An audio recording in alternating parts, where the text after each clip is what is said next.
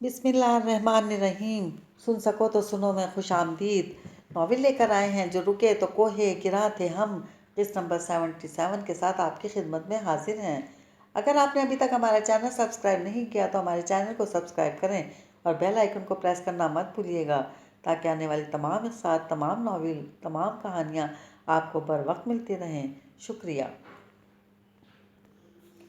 मैं यहाँ ख़ास तौर से एक बदली हुई नादिया को देखने आया था, लेकिन तुम्हें इसके साथ फ्लैट शेयर करते देखकर मुझे एहसास हो रहा है कि मैं जो समझ कर आया था, नादिया में वो तब्दीली नहीं आई। हाँ, शायद इसने लंदन का कल्चर ज़रूर अपना लिया है, हालांकि वहाँ बेलेस्टनी में भी वो इन खराफात से बचती रही थी। साद के सामने बैठा चंद्रशेखर कह रहा था, तुम नादिया को कितना जानते हो? साद ने कोई वजाहत दिए बगैर पूछा। बेलेस्टनी में हमने कई साल इकट्ठे पढ़ते गुजारे। हम दोनों एक ही साल में आगे पीछे वहाँ पहुँचे थे। हेलिस्टिनी में हम दोनों के लिए शुरू ही से एक सा ही डरावना ख्वाब साबित हुआ था।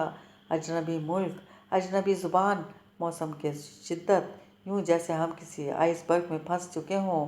फिर हमने एक साथ ही हर मुखालिफ सूरत हाल से निमटना सीखा। एक सी जगहों पर काम करके अखराजात पूरे करते थे, इकट्ठे बैठकर असाइनमेंट बनाते थे, और सबसे बढ़कर वो हंसते हुए रखा, हम एक दूसरे से उर्दू हिंदी में बात कर लिया करते थे। नादिया की उर्दू तुम जानते ही होगे, कैसी मज़ाहिका खेज है। साद ने कहा। और इस सारे अरसे में तुमने क्या महसूस किया? नादिया की शख्सियत कैसी थी? बहुत गैर मामूली, चंद्रशेखर ने एतराफ़ किया। वो दिल की सादा, बेलौस, मुखलिस और सच्ची लड़की थी। मुझे हैरत होती थी कि पाकिस्तान से बहुत कम ताल्लुक़ के होने के बावजूद हमेशा पाकिस्तान की आँख में मुझसे लड़ने क्यों खड़ी हो जाती थी। मगर वो ऐसा करती थी। मजमूई तौर पर वो एक मुख्तलिफ लड़की थी से क्या मुराद है तुम्हारी? मेरी मुराद है कि शायद अब वो ऐसी नहीं रही। चंद्रशेखर ने साद की तरफ देखते हुए कहा। नादिया के फ्लैट को कोई लड़का, चाहे वो पाकिस्तानी और मुसलमान ही क्यों ना हो, शेयर कर रहा होगा। इसके बारे में शायद ये आखिरी बात भी ना होती जिसकी मैं इससे तवक्का करता। साद ने चंद्रशेखर की बात सुनकर लंबा सांस लिया और कुर्सी की पुष्ट से टेक लगा ली।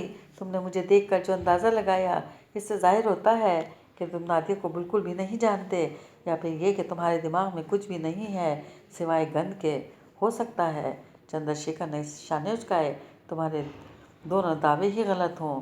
नहीं, मेरे दोनों दावे ही ठीक हैं। नादिया ने मेरी ईमेल पर बराबर बात होती रही है। इसने कभी तुम्हारा जिक्र नहीं किया। हाँ, वो अपने बारे में ज़रूर बताती रही कि इसने रास्ता पा लिया है। साद गौर से चंद्रशेखर को देख रहा था। हाँ, इसने वाकई रास्ता पा लिया है, इसने कुछ तौक़ुफ़ के बाद कहा। अब तुम इससे मिलोगे तो शायद एक मुख्तलिफ नादिया को देखो। मतलब इसने एक साथी या पा लिया, मतलब इसने तुम्हें पा लिया। चंद्रशेखर के लहजे में तुजबुज था। मुझे? साद हंसा। मुझे इसने अब नहीं, बहुत पहले ही पा लिया था। इसने चंद्रशेखर के चेहरे पर छाए तुजबुज को बढ़ा दिया। इसीलिए तो मैंने दावा किया था कि तुम इसे या तो जानते नहीं या तुम्हारे दिमाग में सिर्फ गंद भरा हुआ है। चंद्रशेखर ने बेयकीनी से देखा। मैं नादिया का बड़ा भाई हूँ चंद्रशेखर। ज़रूरी नहीं कि किसी लड़की के साथ लंदन में फ्लैट शेयर करने वाला इसका बॉयफ्रेंड ही हो। साद ने कहा। अब बोलो, तुम नादिया को कितना जानते हो? ओह, चंद्रशेखर गड़बड़ा गया। मैं वाकई माज़रत ख्वाह हूँ। नादिया ने कभी अपने किसी भाई का जिक्र नहीं किया था, बल्कि इसने कभी किसी भी फैमिली मेम्बर का जिक्र नहीं किया था। वो इसमें भी दुरुस्त थी। साद ने कहा। हमने इसे तनहा कर रखा था, हम हमेशा इससे लाताल्लुक़ ही रहे। ओह, तो क्या अब तुमने देखा वो कैसे हीरे जैसी लड़की है? चंद्रशेखर की नज़रों में तजस्सुस और शौक़ उतर आया। अरे, इतनी जल्दी अपनी पहली राय पर पलट गए तुम? साद एक बार फिर हंसा। हाँ, और मैं अपनी वक्ती बदगुमानी पर सख्त शर्मिंदा हूँ। शुक्र मैं ये बात नादिया से नहीं कह बैठा। उम्र भर इसके सामने नज़रें नहीं उठा पाता। चंद्रशेखर वाकई माज़रत ख्वाह नज़र आ रहा था। साद इसका जवाब देना चाह रहा था, मगर इसी वक्त नादिया की आमद हुई। वो चंद्रशेखर को देखकर बहुत खुश थी। इस शाम देर तक चंद्रशेखर वहीं रहा और नादिया छोटी सी डाइनिंग टेबल की कुर्सियों पर बैठे मुसलसल बातें करते रहे, जबकि खुद साद सड़क की तरफ देख खुलने वाली खिड़की के करीब बैठा बाहर रोशनी फैलाती मसनूई रोशनियों को देख रहा था। इस दौरान इसने कई बार कनखियों से एक दूसरे के साथ खुश गप्पों में मगन नादिया और चंद्रशेखर के हंसते मुस्कुराते चेहरे देखे। कितने खुशकिस्मत होते हैं वो लोग जिनके गुमान महज गुमान निकलते हैं, और वो भी लम्हाती। और फिर वो अपनी बदगुमानियों पर बड़ेपन का मुजाहरा करते हुए माजरत भी कर लेते हैं। लेकिन क्या हर किसी के साथ ऐसा हो सकता है? नहीं। इसने सर झटक कर दिल में उठते सवालों का नफी में जवाब दिया। खान चाचा चलें, इस्लामाबाद शहर में पहुंच चुके हैं। इसी शहर के एक अमीर तरीन इलाके के बड़े से घर में प्रिया रानी रहती है। मैं इस घर के गेट के आगे 3 दफ़ा जाकर खड़ा रहा हूँ, मगर आगे जाकर किसी से इसके बारे में पूछने की हिम्मत नहीं कर पाया। घर की दीवारें और मेन गेट ऊंचा और बहुत मजबूत है, जबकि मेरा कद पस्त और औकात बहुत ही छोटी।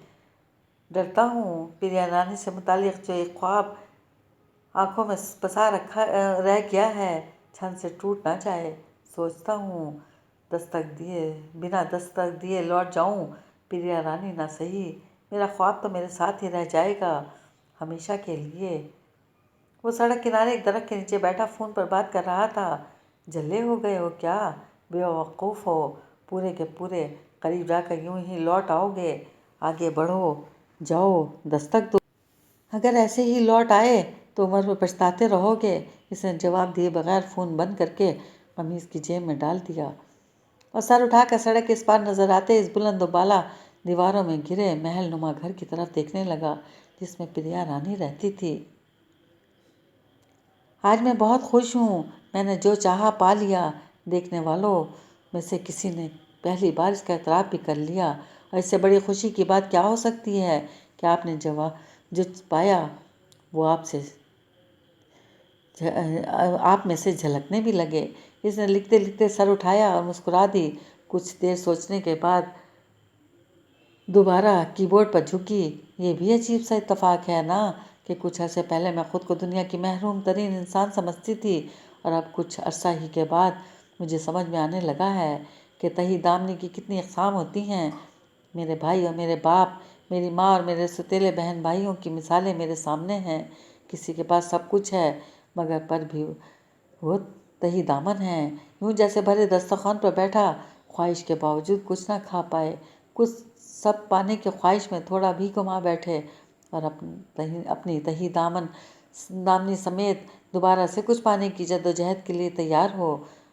इन सब में एक मैं भी थी जिसको सब ने झटका और जिसने सब से पीछा छुड़ाने की कोशिश की।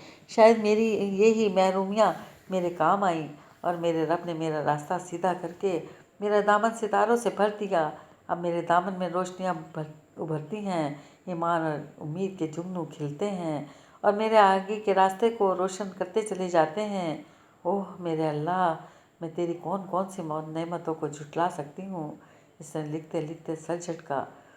आप चाहे मेरी मुट्ठी में कोई रिश्ता, कोई ताल्लुक़ ना भी हो, तो भी मुझ जैसा अमीर कोई ना होगा। मेरा दिल बुग़्ज़ और नाद, रश्क व हसद, शिकवा और शिकायत से पाक हो चुका है, और ऐसे दिल कभी मायूस नहीं होते। नादिया ने टाइपिंग ख़त्म की और अपने लिखे हुए को 2 लोगों के नाम भेज दिया। राबिया कुलसूम ने अपने सामने बुत बनी बैठी थी। सादिया को देखा। इसका चेहरा सुता हुआ था, आंखों में खौफ और मलाल था, बेयकीनी और घबराहट थी। क्या इसके पास कोई ऐसी कीमती मता है जो छिन जाने को है? क्या ये खाली हाथ रह जाने का खौफ है, या कबूलियत ना बख्शे जाने का डर? राबिया सोच रही थी। अरे मेरी बच्ची की उम्र अभी क्या है जो इस तरह के वसवसों ने इसे अचानक घेरे में ले लिया? ये बोलती क्यों नहीं? इसके होठों पर चुप क्यों लग गई है? इनके दिल में एक ख्याल आ रहा था। एक अनजाने खौफ के तहत वो झटके से उठी और सादिया को पूरी तरह झंझोड़ने लगी।